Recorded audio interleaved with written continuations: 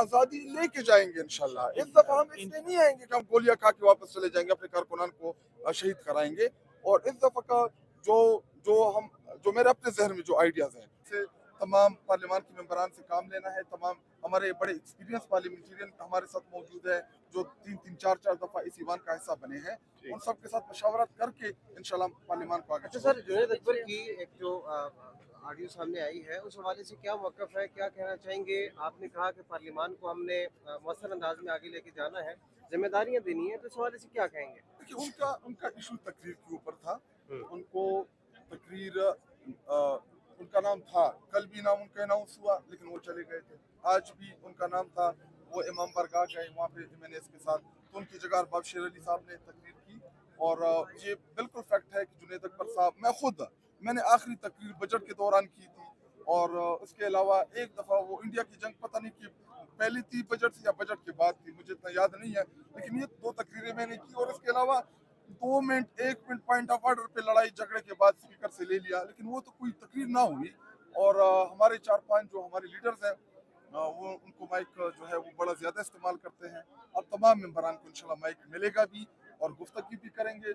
और देखिए, पार्लियामेंट का मेंबर जो होता है उसका राइट होता है बोलना, तो सबको मिलेगा। तो जुनैद अकबर वो हमारा बुनियादी कारकुन है। इमरान खान साहब के साथ उन्होंने ज़िंदगी के 25-26 साल गुजारे हैं, तो शायद इससे भी ज़्यादा गुजारे हैं। और गुस्से में आके ग्रुप के अंदर, ये मैसेज उन्होंने किया किसको था? नहीं, व्हाट्सएप ग्रुप में किया, तो जो पार्लियामेंट्री पार्टी में था उसी से लीक हो गया। तो वो अक्सर औकात गुस्सा कर जाते हैं, लेकिन जुनैद अकबर साहब जो हैं वो सूबाई सदर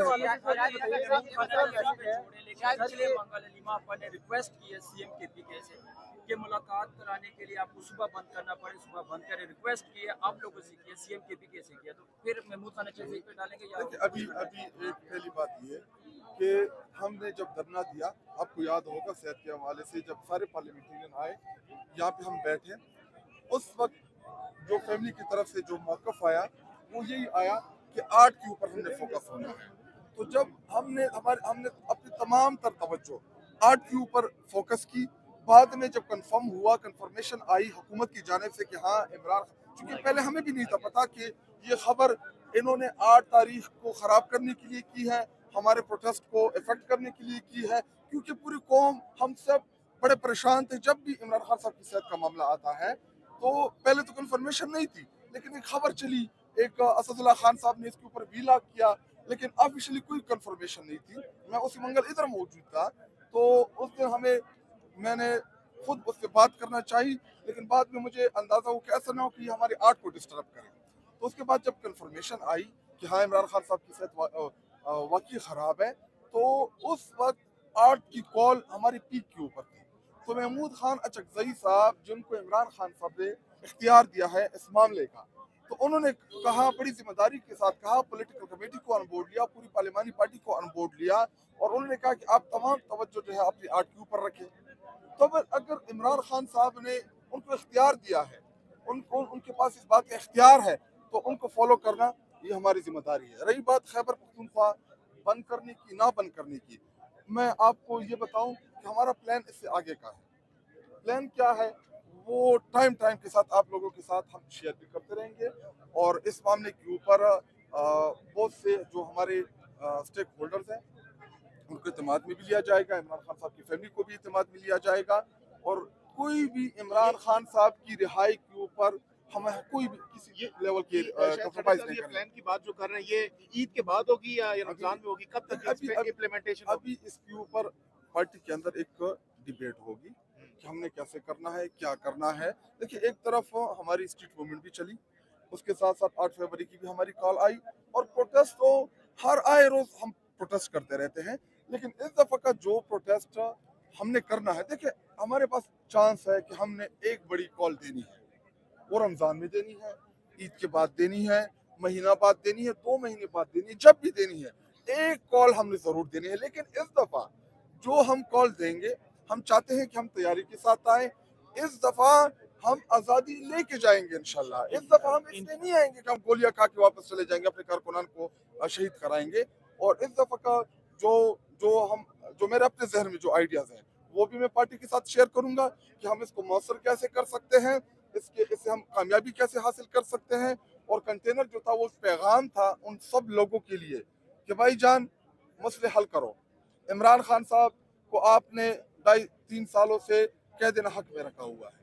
ابھی عمران خان صاحب کے اوپر جتنے بھی کیسز سب پولیٹیکل کیسز ہیں, کیسز ختم کر کے ہمیں اپنے لیڈر کی رہائی چاہیے. اگر آپ لوگ نہیں کریں گے تو ہمارے پاس ایک ہی راستہ بچتا ہے, وہ ہے احتجاج کا, وہ ہے مارچ کا. ہم اسی طرف جائیں گے. ابھی عدالتوں سے ہمیں کوئی امید نہیں رہی. 26 آئینی ترمیم کے بعد عدالت ہمیں ریلیف نہیں دے رہی, سسٹم ہمیں ریلیف نہیں دے رہا, تو ہمارے پاس راستہ کون سا بچتا ہے؟ ایک ہی راستہ ہے احتجاج کا, پرامن احتجاج کا. احتجاج بھی کیے ہیں, مارچ بھی کیا, سب کچھ کیا ہے, لیکن کوئی بھی اس کا رسپانس نہیں ملا آپ کو. دیکھیے اس کا رسپانس کیوں نہیں ملا, بہت سے ابھی اگر ہم پرامن آئیں اور ریاست آپ کے اوپر گولیاں چلائیں. 26 نومبر کو جو تاریخ کی بدترین امریت سے بھی بڑھ کے, جو پاکستان کی تاریخ میں کبھی ایسا نہیں ہوا تھا کہ پروٹیسٹر کے اوپر آپ اسٹیٹ گولیاں چلائیں. ہمارے اوپر گولیاں چلی, ہمارے کارکنان شہید ہوئے, ہمارے 12,000 سے زائد کارکنان جیلوں کے اندر گئے. لیکن تحریک اسٹیٹ لائن نہیں چلی.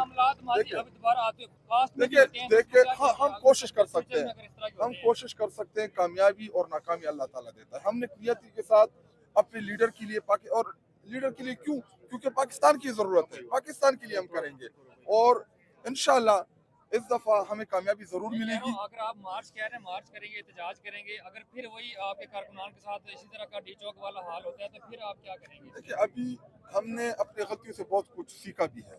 غلطیاں تو اس کو میں نہیں کہہ سکتا, ہم نے اس کو غلطیاں اس لیے نہیں کہہ سکتی کیونکہ ہمیں یہ توقع نہیں تھی ریاست سے کہ وہ ہمارے اوپر اسٹیٹ فائر ماریں گے, سنیپر کے ذریعے ہمارے لوگوں کو شہید کریں گے.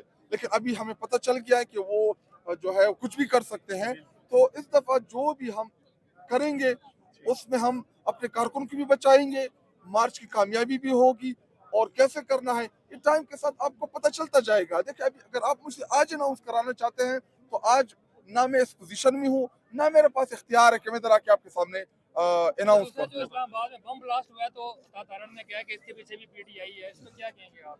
جو بم بلاسٹ ہوا ہے اس کا ذمہ دار محسن نقوی ہے. محسن نقوی وزیر داخلہ اسلام آباد, اس کا بہت چھوٹی جورسڈکشن ہے. دیکھیے صوبے بہت بڑے ہوتے ہیں. اگر آپ خیبر پختونخوا کی بات کریں 28-29 اضلاع ہیں ہمارے, پنجاب کی اسی طرح 40-50-60 اضلاع ہیں, لیکن ایک اتنا اسلام آباد وہ ان سے نہیں سنبھل پا رہا. اس کی سیکورٹی لیبس جو ہے وہ اس لیول تک ہے کہ امام بارگاہ پہ حملہ ہوتا ہے, اس میں بے گناہ لوگوں کو شہید کرتے ہیں. اور سیریسنس کا یہ عالم کہ وہ محسن نقوی 5 منٹ کے لیے پارلیمان کے اندر نہیں آیا کہ وہ پارلیمان کو اعتماد ملے. ہمیں پتہ ہے کہ جعلی طریقے سے آئے, ہمیں پتہ ہے کہ فارم 47 کا پارلیمان ہے, ہمیں پتہ ہے کہ سارے 2 نمبر لوگ پارلیمان کے اندر بیٹھے ہیں, لیکن کم از کم جو بھی تھا آپ لوگ, وہ لوگ تو نہیں کرتے اس پارلیمان کی رسپیکٹ, لیکن ہم تو کرتے ہیں. کسی کو ان بورڈ نہیں لیا گیا. دیکھیں جدھر انہوں نے تکبر کیا, انہوں نے بلوچستان کے حالات کے اوپر کہا کہ یہ ایس ایچ او کی مار ہے. پھر آپ نے 7 اضلاع کے بلوچستان کے 7 اضلاع میں دیکھا کہ جو دہشت گردی کے وہاں پہ واقعات رہنما ہوئے, آج بھی میڈیا کو بھی اس کے اوپر بولنے جو ہے وہ بند کیا ہوا ہے. تیرا کے معاملے کے اوپر انہوں نے جبری طور پہ لوگوں کو نیچے اتارا. جب لوگوں کو نیچے اتارا آگے سے انکاری ہو گئے. تو یہ تو ان کی پالیسیز ہے, اور ہم یہی ان کو کہہ رہے ہیں کہ جی آپ کی پالیسیز جو ہیں وہ ناقص ہیں, آپ کی پالیسیز غلط ہیں, اپنی پالیسیز کو ریویو کریں, کیونکہ لوگوں کی زندگیوں کا سوال ہے.